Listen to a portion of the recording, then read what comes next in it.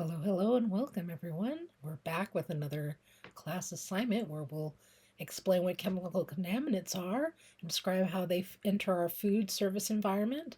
We'll analyze a scenario involving chemical contaminants and distinguish a way for them to be safe. And then finally, we'll recall a scenario, which I'm going to show you here, about how we are keeping chemical contaminants all away from everything we are cooking here today. So, today we are making coffee pudding. Here are the ingredients. You're going to need instant coffee, about 4 cups of water, 1 cup of sugar, and a 3/4 a cup of cornstarch. Mix all that together. Pour in the water into your cup, about 4 cups. Now notice how there's no chemicals sitting around except for the ingredients around the place where we are cooking.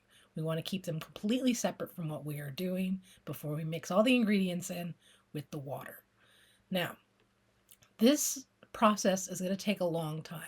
You're going to notice that I'm going to be stirring for a very long time. I'm going to try to speed this up for you in a minute so you can see how long it takes for the coffee pudding to actually start to congeal or form into a pudding-like substance. It takes, so you should probably have the heat on about medium and stir the entire time. I must have been stirring for 20 minutes, 25 minutes. We'll say about 20 minutes. So I will speed that up for you as you can see. But let's get back into chemical contaminants. There are places for where chemicals should be kept. They should be stored away from all foods. You should definitely not have anything that can be seeped. Well, some contaminants can seep through the plastic and into other food. So if you have food next to chemicals of any kind, that is a really bad idea. That is horrible. You can get people sick or even die, which we do not want them to have happen to them at all. But that is pretty much what you need to know about when it comes to chemical contaminants.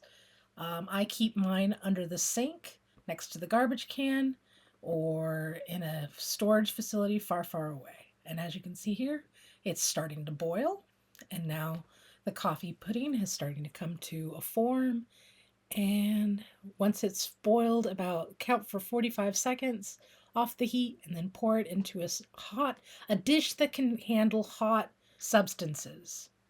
Take that entire dish, put it in a fridge and let it cool for about 2 to 4 hours, and then take it out and you'll have pudding.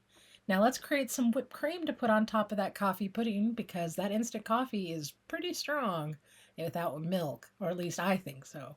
So I created some whipped cream to go with it, which is just cream or heavy whipping cream and powdered sugar, about a cup of powdered sugar, and you just whisk for probably as long as I was stirring that coffee pudding mixture. Now let's see here, how fast can we make it go?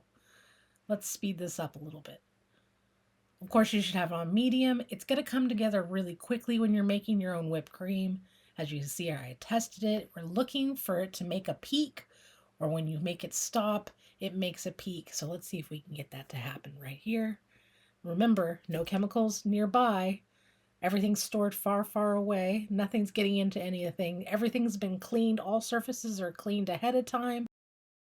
And now you see we have created whipped cream just to put on top of our coffee. Now you get to try it. Take some out, give it a taste. Let me know what you think. Now that you've tasted it, journal about it and talk about its smell as you've been creating this.